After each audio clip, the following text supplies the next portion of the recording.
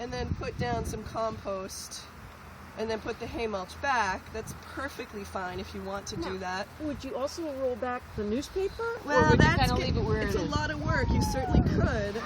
But the goal is that you shouldn't have to do that. You shouldn't have to be ripping up all your good work. The goal would have been to, whatever we put down in the fall meets most of our needs, and that we use the compost in the planting holes or in the planting furrows to really sort of give that extra bit of planting material for this year's plants. And that's what I did in this harvest for me. I didn't take back the paper. You went right over the paper. I went right over the paper. I looked at the paper, Yeah. and I found this really cool mushroom in the corner here. Yeah. I thought, I found a lot of And I fat ate it. worms, Yeah. and a lot of the paper was already decomposed. It would have been hard to pull it like a sheet. Yeah. It was already kind of It would crumbly. just come off in clumps. But the mulch kind of rolled to itself, and Yep. I set it to the side, and then I put the compost in, and Yep. then because we weren't going to put seedlings or seeds in it yet, Yep. I just put the mulch back over it just to kind of protect it for now. So this is a great experiment, because this would be an example of, see how wormy this Yeah. stuff is. I mean, It's great. if we had the right set of ears, we would have heard these worms galloping over.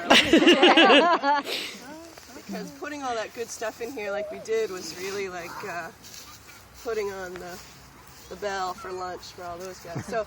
So at this point, you know, if we wanted to, say this was a seedling that we wanted to plant, and this is a lupin, so it's not an edible. There's several in there, Okay. so you can find the I'll, the smallest I'll break guy. one off, yeah. So let's pretend that we wanted to plant, A potato. yeah, or something that you That's transplant, like a big tomato pepper. plant. Right. So we're going to channel the tomato. And say we wanted it to go right here. We would, similar to what I just showed you, we'd open up the planting hole. And I know the paper's underneath it in this case, right?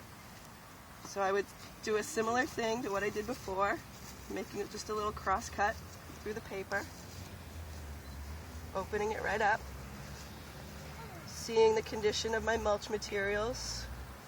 They're breaking down nicely, so that's just lovely. And I would probably take some of this.